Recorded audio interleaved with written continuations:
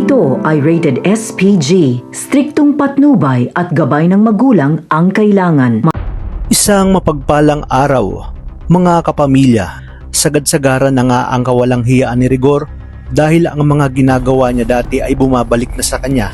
Buong akala ni Lena ay tuluyan ng kamumuhian ni Rigor si Marites dahil sa mga ginagawa niyang paninira dito. Yung pala mas lalong kakapit si Rigor kay Marites dahil nga nakakaramdam ito ng selos. Ibig sabihin kaya ginawa yun ni Rigor dahil may halaga pa rin sa kanya si Marites at ang kanyang pamilya. Walang pakundangang hinawakan ni Rigor ang buhok ni Marites at nagbanta na may paglalagyan ito sa oras na malaman niya kung sino ang lalaki nito. Sa kabilang banda, matagumpay na nakatakas sina Primo labang kay Suarez, kaya naman mas doble ingat sila sa kanilang galaw dahil panigurado umanong hindi titigil si Agustos hanggat hindi sila nahanap ng mga ito. Samantala, ngayong nagsanib pwersa na sina Tisay at Tanggol upang tuluyang mabayaran ang utang nito, ay hindi inaasahang magkukrus ang landas ni Tisay at David dahil makikita nito ang mamahaling sports car ni David sa pasugalan na laging pinupuntahan nito. Kaya naman sinabi niya kay Michael na paniguradong mababayaran na nila si Tanggol pag nakuha niya ito kay David.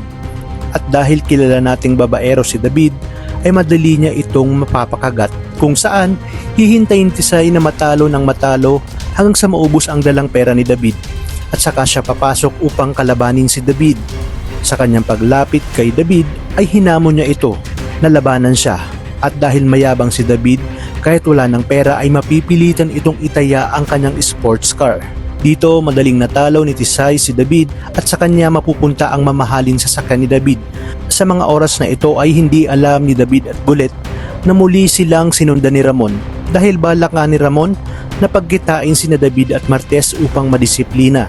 Ngunit tumambad kay Ramon ang talunan na si David. Agad nagkatutukan at nagbanta si Ramon na walang gagalaw ng kotse ni David. Dito na rin tumawag ng backup si Tisay kung saan agad na rumisponde si Tanggol.